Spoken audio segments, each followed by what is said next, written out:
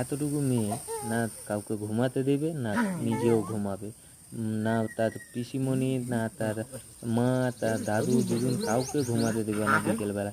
মোটামুটি সে একাই রাজত্ব করবে। এত বদমাশ, এতটুকু তুলাপুটকি। ঠিক আছে, এখন তার দাদু দিদুনের সঙ্গে খেলা করছে, তারপরে সে তো দোকানে যাবে। তার দাদু তার হাতে এতটুকু তুলাপুটকি, না তার মা, না তার পিসিমণি, না তার ঠাম্মা, না তার দাদুন কাউকে ঘুমাতে দেবে না দুপুরবেলা। এতটুকু বদমাশ, এত বদমাশ মেয়েটা, মানে বলে বোঝাতে পারবো না। আমি ফোন করলে তো কিছু বলে না, আমি ফোন করলে চুপটি করে শান্ত করে খালি চুপচাপ তাকাবে আর দেখবে, আর কিছুই বলবে না। তো আজকে যে তার হ্যাপি মুমেন্ট বলে বোঝাতে পারবো না তোমাদের কাছে।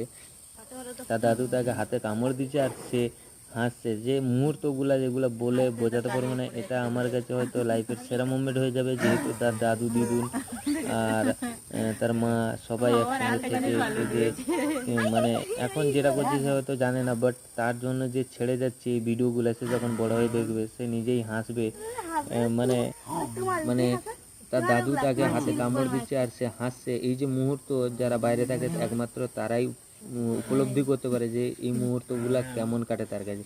তো যেহেতু আমরা বাইরে কাজ করি, তো সেই মুহূর্তে আমরা রাত 12টার পরে ডিউটি শেষ করে আমরা তো আর রাতে কথা বলতে পারি না মেয়ের সঙ্গে।